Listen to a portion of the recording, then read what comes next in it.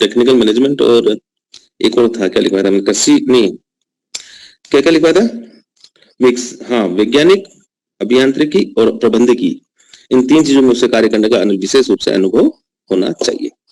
एक ध्यान रखना, अगर एग्जाम में सपोज क्वेश्चन आ जाता है कि कंपोजिशन ऑफ स्टेट बोर्ड या कंपोजिशन ऑफ सेंट्रल बोर्ड, तो उसके साथ एक लीगल स्टेटस उसका जरूर लिखना कि इस केंद्रीय बोर्ड या राज्य बोर्ड की विधिक स्थिति क्या है, कि ये कहां स्टैंड करता है।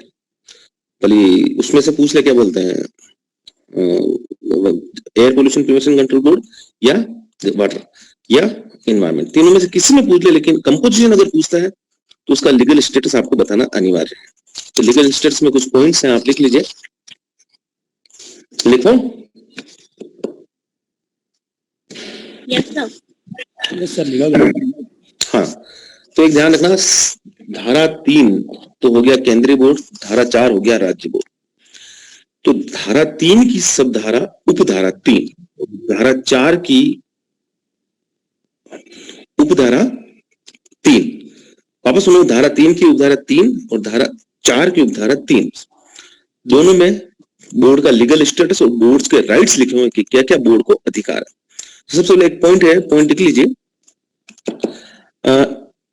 यह एक निगमित निकाय होगा, यह एक निगमित निकाय होगा, it is a corporate body. लिख लेना, इंपॉर्टेंट है, बहुत शॉर्ट में अच्छा लिखवा रहा हूं आप लोगों को, है ना सर? स्वर्ण अक्षरों में लिखने वाला है तो मेरे को भी बताना। बिल्कुल स्वर्ण अक्षरों में लिखने वाला ही है। ये एक निगमित निकाय है, it is a corporate body. मैं समझा दूंगा, पहले लिख लो, 5 पॉइंट है ना। देन सेकंड, इसका एक शाश्वत उत्तराधिकार होगा, it is A perpetual succession, इसका एक शाश्वत उत्तराधिकार होगा, it is A perpetual succession.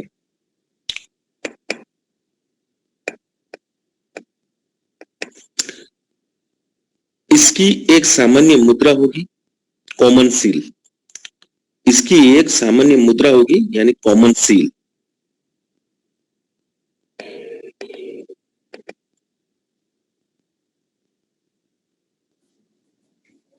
कोई भी केंद्रीय बोर्ड हो या राज्य बोर्ड हो, नेक्स्ट पॉइंट है, केंद्रीय बोर्ड हो या राज्य बोर्ड हो, उसे संपत्ति को अर्जन, धारण और व्यवन, संपत्ति को अर्जन, धारण और व्यवन करने का अधिकार हुआ, right to acquire, hold and dispose of property, right to acquire, hold and dispose of property. किसी भी बोर्ड को संपत्ति को अर्जन, संपत्ति को धारण और संपत्ति का व्यवन करने का किसी भी बोर्ड को अधिकार होगा। कहीं फास्ट लिखते रहो, मतलब कोई दिक्कत नहीं आ रही?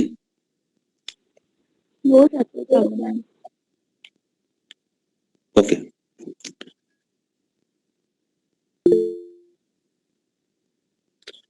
नेक्स्ट, बोर्ड अपने नाम से वाद ला सकेगा और उसके खिलाफ वाद लाया जा सकेगा। बोर्ड अपने नाम से वाद ला सकेगा और बोर्ड अपने नाम से वाद ला सकेगा तो उसके खिलाफ वाद लाया जा सकेगा। Right to be sue and be sued, right to be sue and be sued.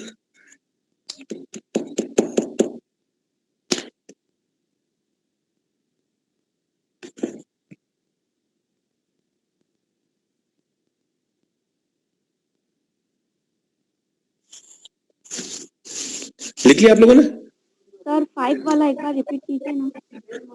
Board अपने नाम से वाद ला सकेगा तथा उसके खिलाफ वाद लाया जा सकेगा। बोर्ड अपने नाम से वाद ला सकेगा तथा उसके खिलाफ वाद लाया जा सकेगा। Right to be sue and be sued.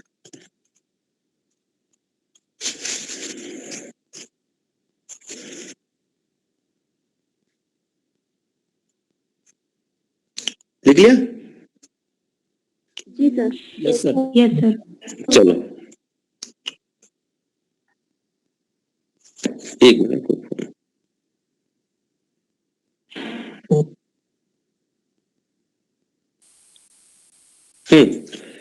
सबसे पहला, it is a corporate body, ये एक निगमित निकाय होगा। निगमित निकाय का मतलब जब आप कंपनी लोग पढ़ोगे,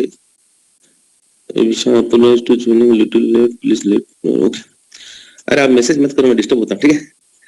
हाँ, क्या था, हाँ, एक निगमित निकाय होगा, it is a corporate body. Corporate body का मतलब है कि आप कंपनी को जब पढ़ोगे थर्ड ईयर के अंदर, तब आपको समझ में आएगा कि कंपनी की क्या क्या, कि कंपनी के खिलाफ वाद लाया जा सकेगा। कंपनी किसे कहते हैं, कंपनी का एक निगमित एक आवरण होता है, कंपनी के शेयर होते हैं, डिबेंचर्स होते हैं।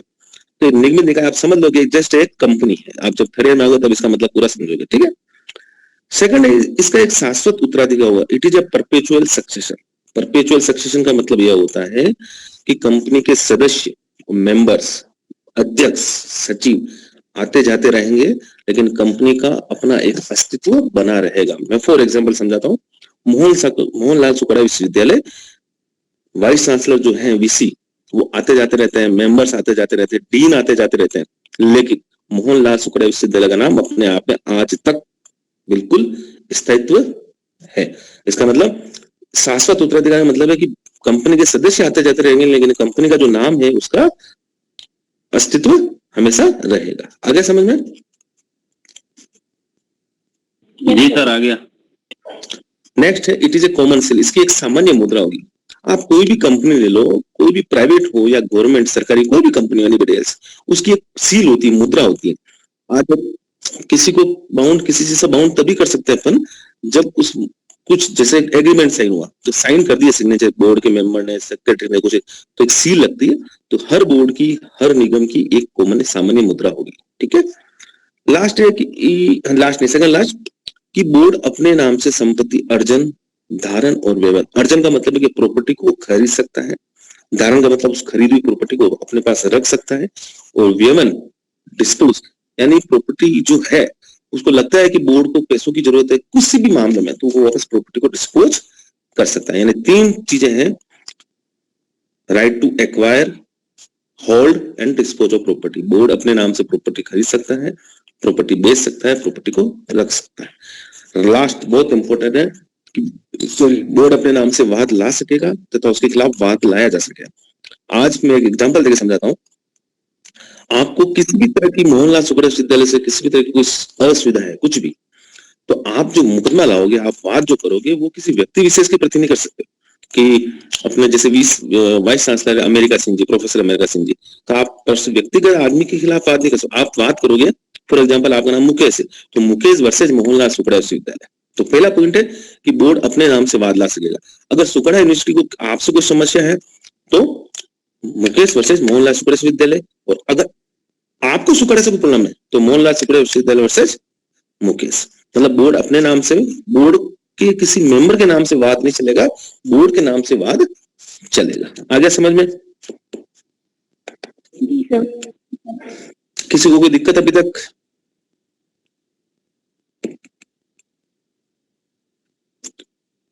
भाई बाकी कितने 37-38 जने हो, किसी को कोई दिक्कत? No sir. नहीं सर। No sir. नहीं सर, समझ में आ गया, एकदम परफेक्ट। चलो लिखिए अभी। ओके ओके, हाँ हाँ हाँ हाँ, लिखिए बोर्ड के अधिकार। बोर्ड के अधिकार। क्लासेस ऑफलाइन नहीं चल रही है, इसका थोड़ा मलाल जरूर है, लेकिन अगर ऑफलाइन चलती तो आपको बिल्कुल रटवा देता है। अब क्या मैं बोले जा रहा हूं, आपको तो पूछ सकता नहीं मैं क्वेश्चन किसी भी तरह से। लिखिए बोर्ड के अधिकार। सबसे पहला लिखिए, इंपॉर्टेंट है, आप मार्जिनल नोट लिख लो, उसके अंदर कंटेंट आप एग्जाम के अंदर लिखते रहना। अगर कंपोजिशन आता है बोर्ड का कि बोर्ड को कैसे बनाया गया, तो उसके साथ उसका लीगल स्टेटस, जो मैंने आपको 5 पॉइंट लिखवाए हैं वो लिखने हैं। उसके अलावा कुछ भी नहीं लिखना है। बोर्ड के अधिकार अलग से पूछेगा एग्जामिनर, अगर क्वेश्चन पुटअप करेगा तो अलग से पूछेगा आपको। बोर्ड के कंपोजिशन के साथ इसका नाम, ये बोर्ड के अधिकार आपको नहीं लिखना है, ठीक है। सबसे पहला, संपत्ति को अर्जन, धारण और व्यवन करने का अधिकार। संपत्ति को अर्जन, धारण और व्यवन करने का अधिकार, right to acquire, hold and dispose of property. सबसे पहला अधिकार में क्या था, व्यवन? हाँ, व्यवन, डिस्पोज। संपत्ति को अर्जन, धारण और व्यवन करने का अधिकार। आप दोनों का कॉमन ही लिखना है ना, केंद्रीय बोर्ड और राज्य बोर्ड, या बस आप बाइफरकेट कर लेना एग्जाम में किस प्रकार क्वेश्चन आता है। Right to acquire, hold and dispose of property.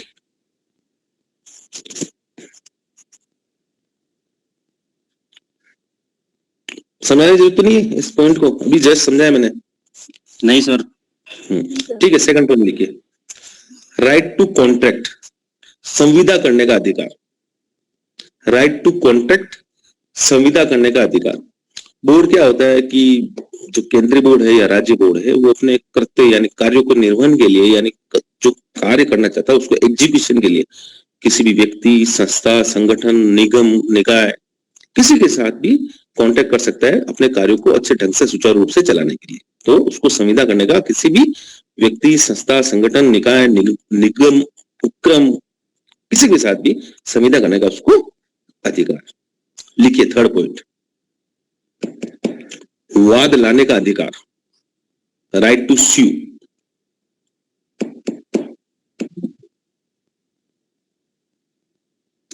वाद लाने का अधिकार इंपॉर्टेंट है, वाद। अब मुझे आप में से कोई भी एक बंदे बताओ, मैंने ऊपर तो एक पॉइंट लिखवाया था आपको कि right to be sue and be sued, उसका लीगल स्टेटस, कि वाद लाने का अधिकार और वाद करने का अधिकार। ठीक है, तो यहाँ पे वाद लाने का अधिकार, राइट टू स्यू, करने का क्यों नहीं आया इसमें? मतलब ये करने का है, उसके खिलाफ क्यों नहीं आया, ये बताने मेरे को कोई समझ सकता है? सर वो कंपनी खुद के खिलाफ तो स्यू नहीं करेगी ना। उसने खुद के खिलाफ सोचना करेगा। Very good. अच्छा, वो किसी के अगेंस्ट करेगा। बिल्कुल बिल्कुल। जब केंद्रीय बोर्ड या राज्य बोर्ड किसी निगम, संस्था, उपक्रम, किसी से भी कोई संविदा करता है, और अगर वो आगे वाला उपक्रम जो व्यक्ति है, संस्था है, वो अगर उस कॉन्ट्रैक्ट का पालन नहीं करता, तो उस कॉन्ट्रैक्ट के पालन के लिए, कंपोजिशन के लिए, क्षतिपूर्ति के लिए बोर्ड चाहे तो उसके खिलाफ वाद ला सकता है। ठीक है, वाद लाने का अधिकार।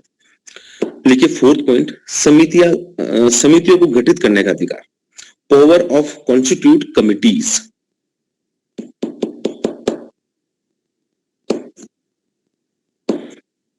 समितियों को गठित करने का अधिकार, इसको मुझे अब समझाने की कोई जरूरत नहीं है कि वही है कि जब केंद्रीय बोर्ड हो या राज्य बोर्ड हो, अपने कार्यों वर्कलोड काफी ज्यादा होता है, तो अलग अलग कमिटीज बना दी जाती है कि भाई ये कमेटी ये काम करेगी, ये कमेटी ये काम करेगी, ये कमेटी काम करेगी। That is nothing important. Okay, next, प्रत्यायोजन की शक्ति, राइट टू डेलीगेट, ये इंपॉर्टेंट है, राइट टू डेलीगेट।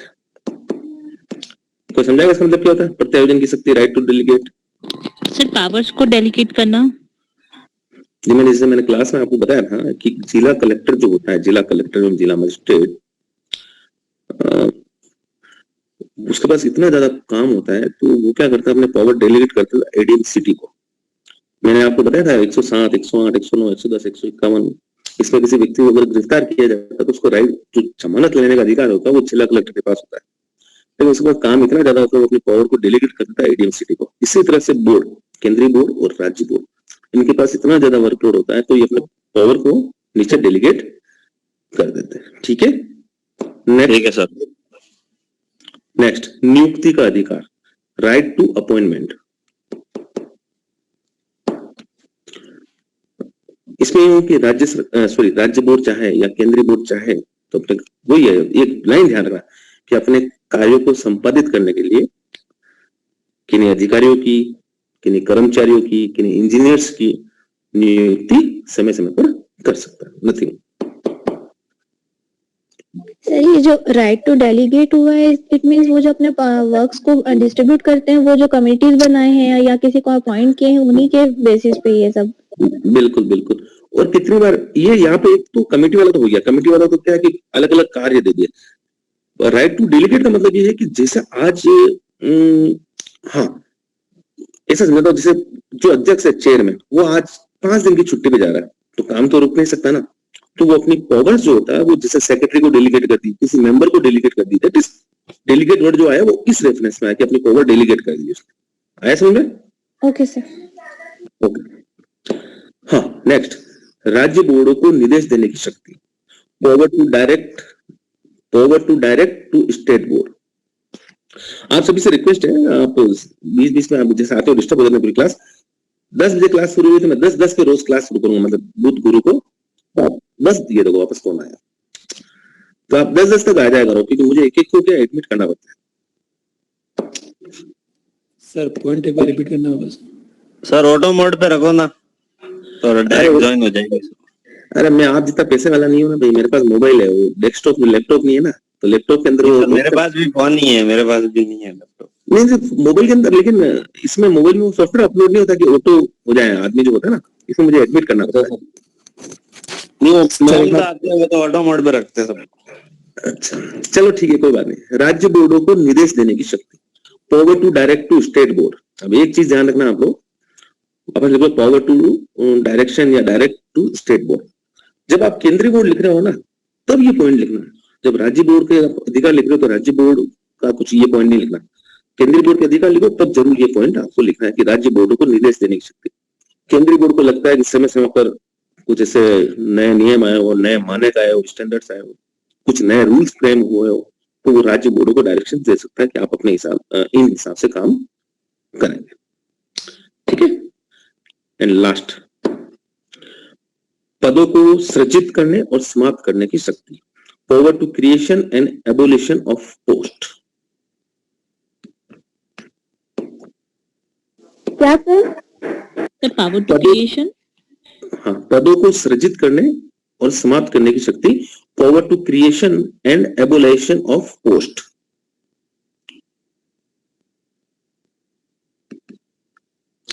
इसका मतलब यह है कि केंद्रीय बोर्ड जब चाहे कोई ऊपर वाला नियुक्ति का अधिकार, अपॉइंटमेंट किसको देगा, उसके पहले किसी भी व्यक्ति को अपॉइंट करने से पहले उसके पहले पोस्ट क्रिएट करनी पड़ती है, और पोस्ट क्रिएट करने के लिए गवर्नमेंट से परमिशन लेना अनिवार्य है। आपको पता होगा कि जैसे कोई भी सरकारी विभाग हो, उसके विभाग में जैसे किसी चीज की कमी है पदों की, तो वो सबसे पहले गवर्नमेंट को लिखता है, गवर्नमेंट फाइनेंस जो वित्त विभाग है तो वहां पे भेजता है, वहां से परमिशन आती है, देन वापस गवर्नमेंट के पास जाता है, फिर सरकार उस डिपार्टमेंट को अनुमति देता है कि आप अब इस पद पर जो भी आपकी प्रोसेस है फॉलो करें, फिर रिक्रूटमेंट होता है, देन अपॉइंटमेंट किया जाता है। तो पदों को सचित करने और समाप्त करने की शक्ति, बोर्ड चाहे तो कोई पद क्रिएट भी कर सकता है नया, और चाहे तो उसको एबोलाइज भी कर सकता है। ठीक है, ठीक है सर। एंड लास्ट है, लिख लो, संघ शासित राज्यों में नमूना लेने की शक्ति। इंपॉर्टेंट है, संघ शासित राज्यों में नमूना लेने की शक्ति, power to take sample in union territories, power to take samples in union territories. संघ शासित राज्यों में नमूना लेने की शक्ति।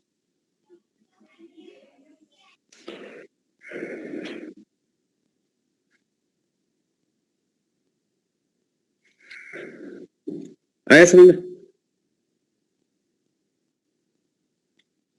Yes sir. आ गया? सर नहीं आया मेरे तो। नहीं, जिनको आ गया एक बार वो वापस मुझे अपनी समझा तो अच्छी बात है। सर ये पॉइंट सेंट्रल बोर्ड के लिए है। Very good. ये जो पॉइंट है, कुछ पॉइंट आप अपने हिसाब से समझ लो, बहुत अच्छा समझा आपने। ये जो पॉइंट है ये सेंट्रल बोर्ड के लिए है। यूनियन टेरिटरीज बोर्ड दो तरह के होते हैं, देखो, राज्य बोर्ड और केंद्रीय बोर्ड। यूनियन टेरिटरीज एक बीच में लटकती हुई तलवार है, कोई मतलब नहीं है, मतलब ना तो वहां राज्य सरकार का अधिकार है, ना वहां केंद्र सरकार का अधिकार है। तो जहां पर जिन केंद्र शासित राज्यों में राज्य बोर्ड होगा ही नहीं, तो वहां पर नमूना क्या होता है कि नमूना उसको बोलता है सैंपल्स। कोई इंडस्ट्री चल रही है, कोई उद्योग, कोई अच्छा बड़ा उद्योग चल रहा है, तो वहां पे जो पोल्यूशन फैलता है उसका नमूना लेने की शक्ति होती है। अपन पढ़ेंगे, सेक्शन 21 में है नमूना, और एग्जाम में आता भी है कि नमूना लेने की शक्ति क्या है। तो ये नमूना लेने की शक्ति, जहां पर केंद्र शासित जो भी राज्य है वहां पर राज्य बोर्ड नहीं होने की वजह से सेंट्रल जो बोर्ड है उसको राइट होता है, वो नमूना वहां जाके ले सकता है। ठीक है, ठीक है, ठीक है सर। ठीक है सर। चलो लिखो सेक्शन 5 धारा 5, बोर्ड के सदस्यों की सेवा की शर्तें एवं निर्बंध, terms and condition of service of members. Sir board के आगे बोर्ड के सदस्यों की सेवा शर्तें एवं निर्बंधन।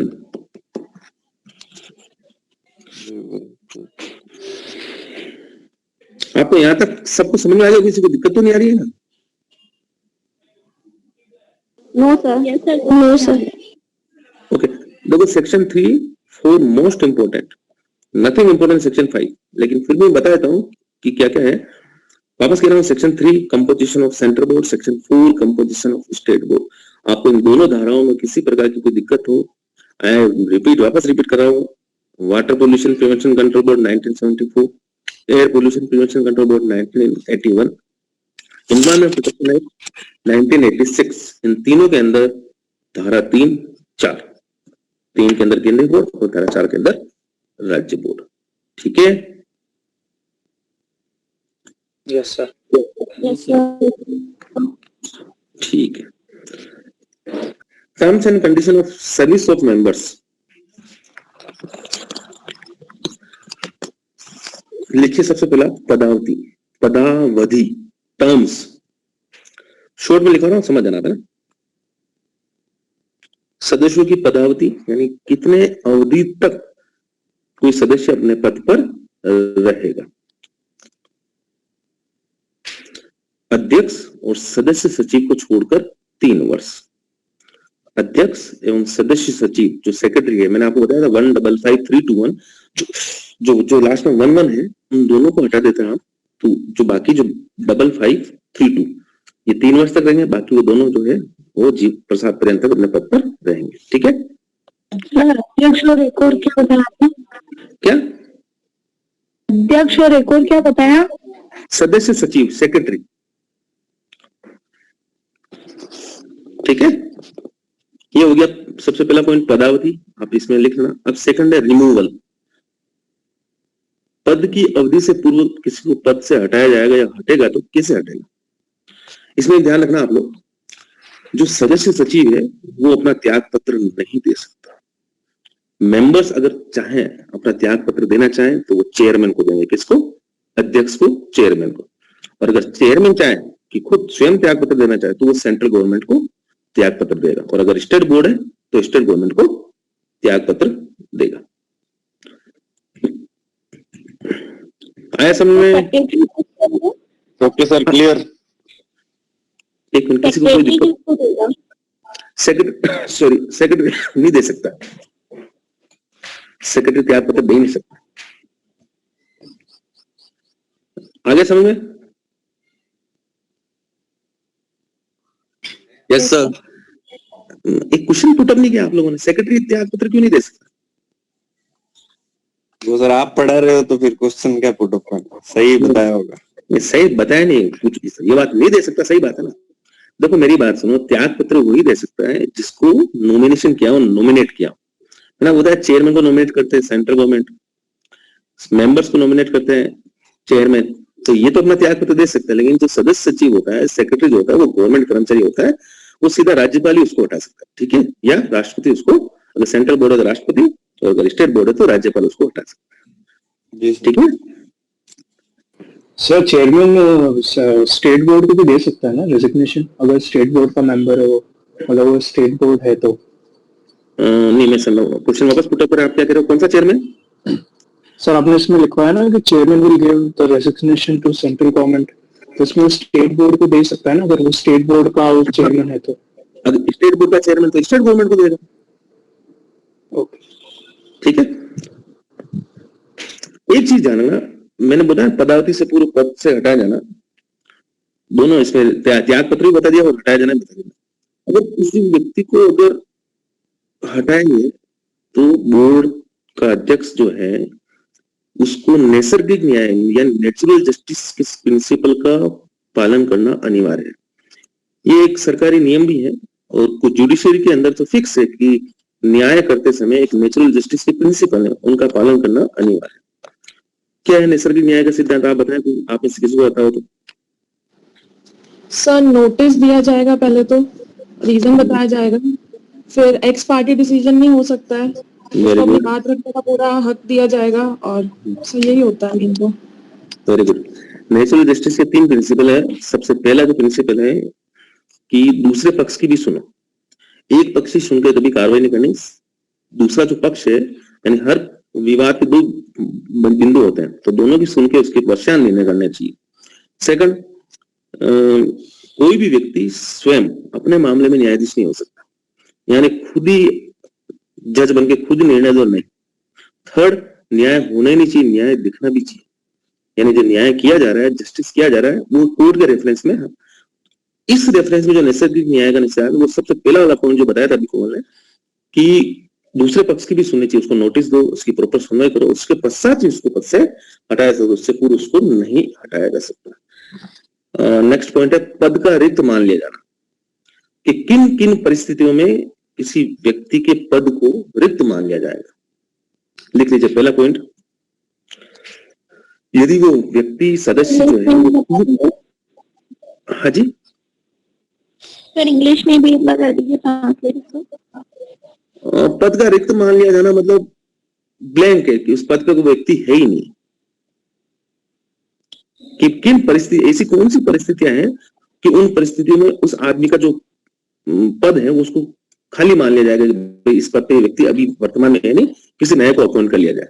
तो कौन सी परिस्थितियां है? सबसे पहली परिस्थिति कंडीशंस है वो है कि लगातार 3 अधिवेशन में अगर वो व्यक्ति अनुपस्थित रहता हो, यानी 3 मीटिंग्स में, बोर्ड अगर मीटिंग्स बुलाता है हर 2 महीने, 3 महीने, 4 महीने, जब भी लगातार अगर कोई सदस्य 3 मीटिंग में अगर एब्सेंस रहता है तो उसे उसके पद से रिक्त मान लिया जाएगा। पहला point.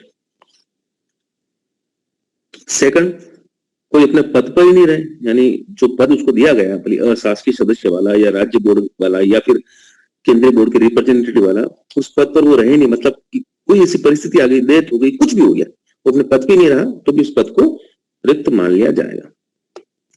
And last sir second वाला समझ नहीं आया। सेकंड वाला ये है कि यदि कोई व्यक्ति, कोई मेंबर अपने पद पर ही नहीं रहे, जो पद उसको दिया गया है उस पद पर ही नहीं रहे, मतलब कोई भी ऐसी डेथ, मेन इसमें ये डेथ हो गई उसकी, या फिर उसने कोई दूसरा पद ज्वाइन कर लिया, तो हमने पद पे ही नहीं रहा, मतलब ये इसका मतलब ये, या तो कोई दूसरा पद ज्वाइन कर लिया या उसकी डेथ हो गई, तो उस परिस्थिति में उस पद को भी रिक्त माना जाएगा।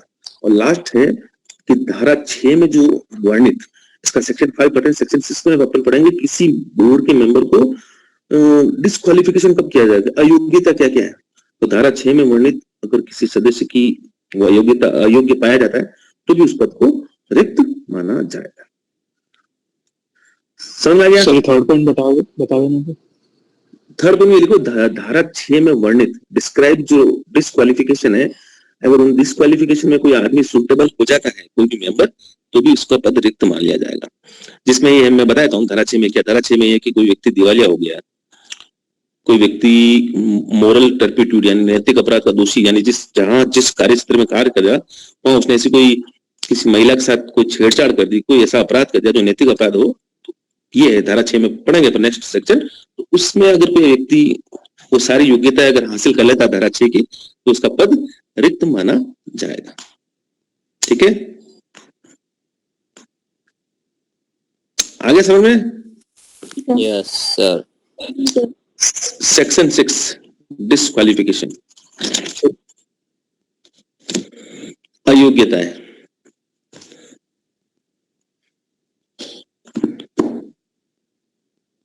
ठीक है, अब सुनो, अभी तक जो पढ़ा है मैंने सेक्शन 3, सेक्शन 4 और सेक्शन 5, ये एक बार आप पढ़ लेना। नेक्स्ट जो क्लास है बुधवार को, मैं उस दिन उससे पहले एक बार शॉर्ट में पूछूंगा आप लोगों से, तो आप थोड़ा पढ़ के प्रिपेयर हैं। और सेक्शन 6 है अयोग्यता है, डिस्क्वालिफिकेशन। नेक्स्ट क्लास बुधवार।